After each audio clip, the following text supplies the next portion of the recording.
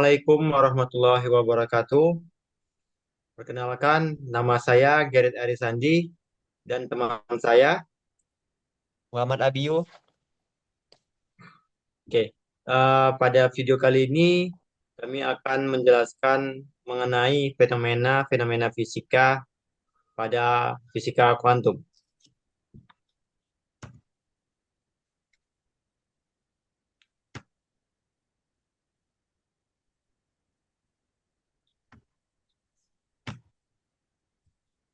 Kami beranggotakan dua orang, yaitu Muhammad Abiyu dengan NIM 230808105 dan Gerrit Arisandi dengan NIM 230808113. Ini adalah yang akan dijelaskan pada video ini. Nah, jadi kita pertama masuk ke benda hitam. Apa sih itu benda hitam? Benda hitam didefinisikan sebagai sebuah benda yang menyerap sebuah radiasi yang datang padanya. Radiasi benda hitam adalah radiasi elektromagnetik yang dipancarkan oleh sebuah benda hitam. Seperti gambar yang pada di bawah kiri tersebut, di mana saat cahaya datang, maka dia akan terperangkap oleh suatu material di mana panasnya akan bolak-balik memantul di sekitar material tersebut. Kemudian, aplikasi dari benda hitam ini yang pertama adalah kamera termal, yang kedua astronomi, di mana digunakan untuk pengukuran suhu bintang, lalu ada pengering industri, lalu terakhir ada sensor suhu inkubator pada bayi.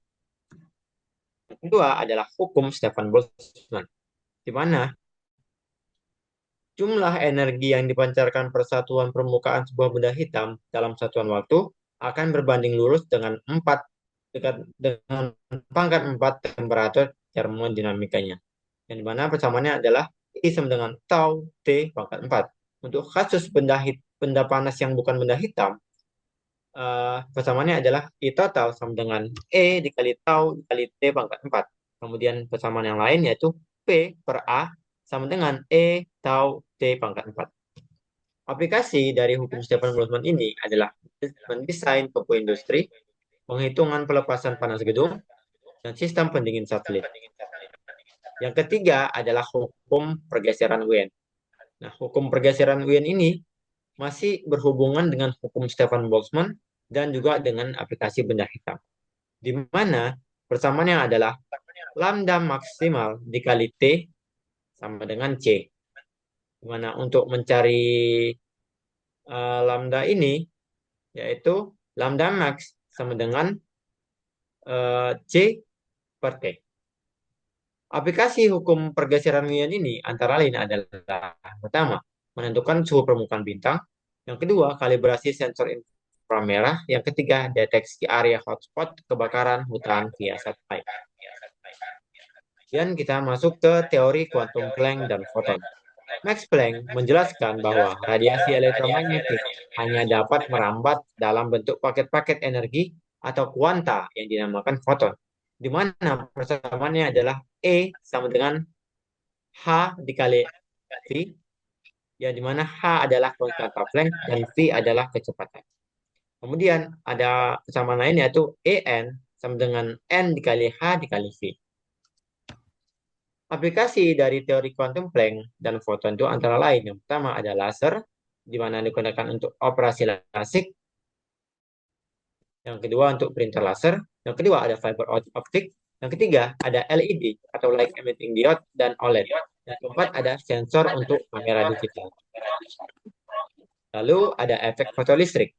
Efek fotolistrik adalah gejala terlepasnya elektron dari permukaan logam akibat disinari dengan cahaya atau gelombang elektromagnetik. Di mana gambarnya tersebut bisa dilihat pada video ini, slide yang ini. Oke.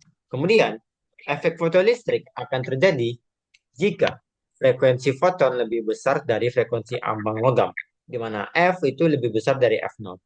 Kemudian, panjang gelombang foton lebih kecil dari panjang gelombang ambang, yaitu lambda lebih kecil dari lambda 6. Selanjutnya akan dijelaskan oleh teman saya Muhammad Abi.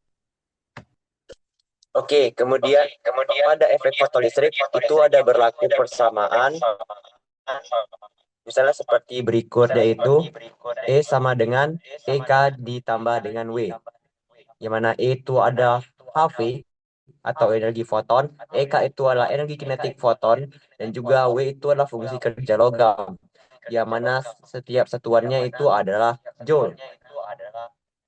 Nah, kemudian untuk membentuk rumus itu ada juga seperti persamaan di sampingnya itu bisa kita lihat ada persamaan energi foton itu sama dengan HF HF0 ditambah EK. Kemudian ada EV0 yaitu potensial henti dalam satuan volt yaitu sama dengan HV dikurang HV0. Dan juga ada V0 yaitu potensial henti, itu juga bisa dibuat dengan rumus yaitu HV per E dikurang H.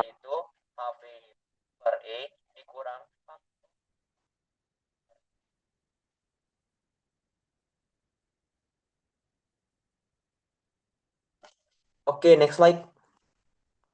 Nah, kemudian ada aplikasi efek fotolistrik, misalnya pada pemutaran film, pada fotodioda, dan juga pada sel surya. Oke, next slide.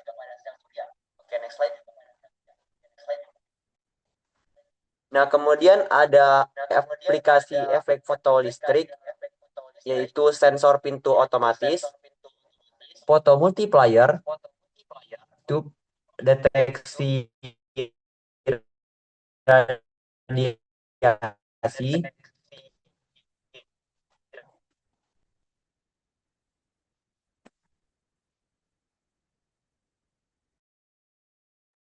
nah, kemudian ada efek Compton.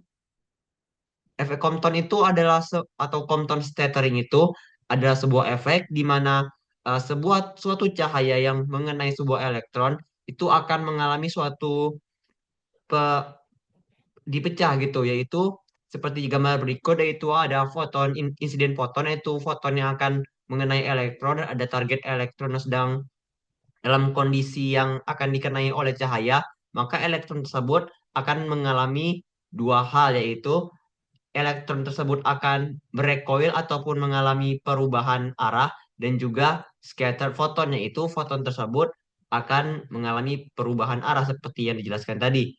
Yang mana rumusnya itu sama dengan eh, lambda aksen dikurang lambda sama dengan H per M0 C dikali dengan 1 dikurang cos theta.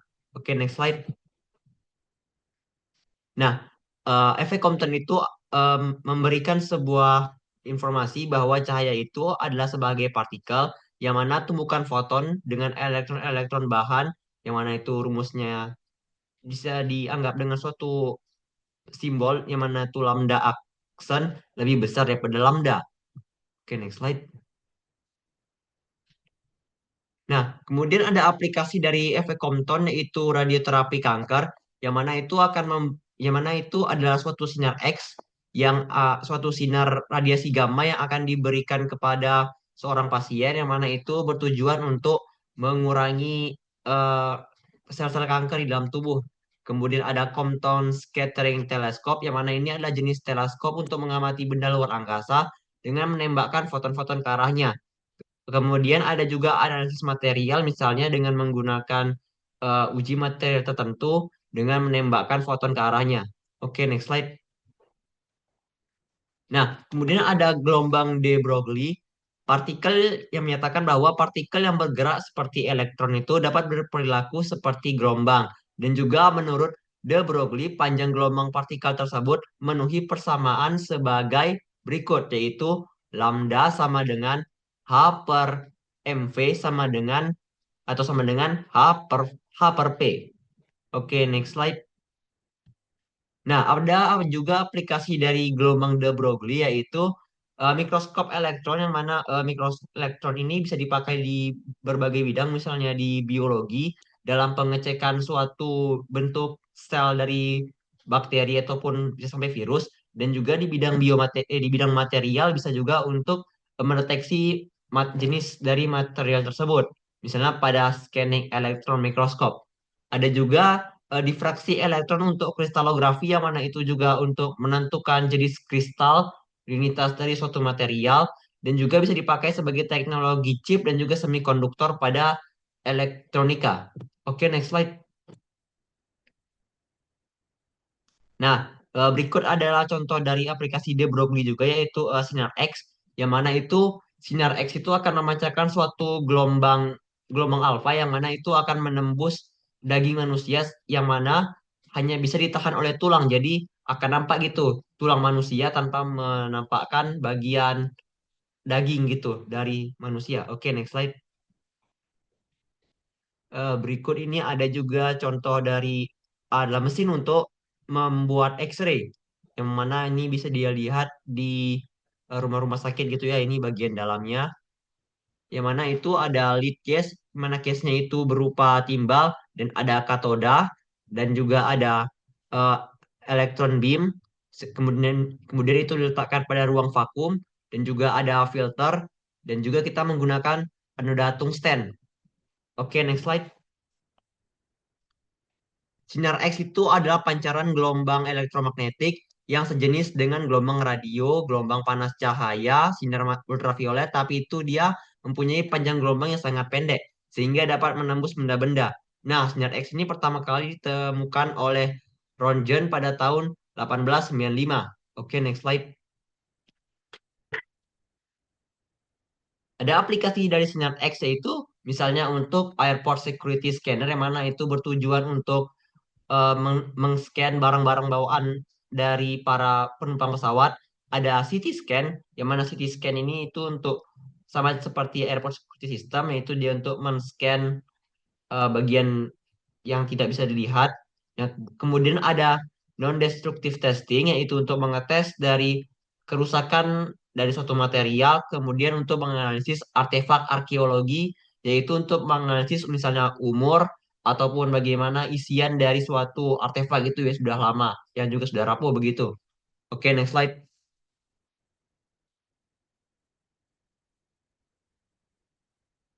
Kemudian ada aplikasi pada masyarakat. Biasanya fisika kuantum ini dianggap sebagai kajian yang abstrak itu di tingkat eh, makroskopis dan juga dalam masyarakat. Nah, salah satu penerapannya adalah teknologi semikonduktor dan yang dipakai dalam dunia elektronik modern seperti komputer, ponsel, panel surya dan juga sensor. Di Indonesia itu teknologi ini bisa diharapkan akan semakin meluas, yang mana itu akan memberikan dampak yang baik dalam perkembangan fisika kuantum. Nah, ada juga aplikasi lain yaitu misalnya pemanfaatan laser yang bekerja itu berdasarkan transisi energi atom dan prinsip kuantum. Nah, laser itu bisa menjadi kunci dari kesehatan, misalnya seperti bedah mata lasik, pemeriksaan retina, dan juga terapi fotodinamik. Oke, next slide.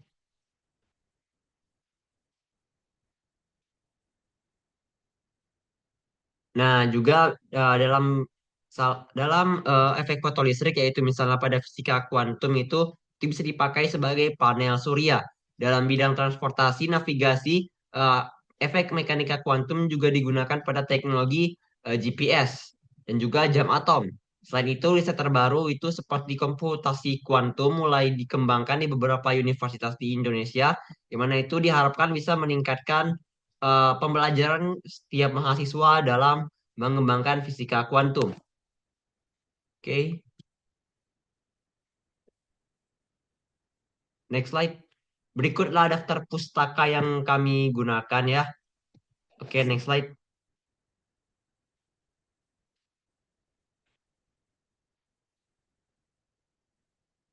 Oke, terima kasih sudah menonton video kali ini. Diharapkan video ini bisa memberikan pembelajaran bagi kita semuanya. Mohon maaf jikalau videonya masih kurang jelas ataupun masih informasinya mungkin ada yang salah. Kami mohon maaf karena kesempurnaan itu mata-mata hanya milik Allah. Kami tutup. Wabil taufik wal hidayah. Wassalamualaikum warahmatullahi wabarakatuh.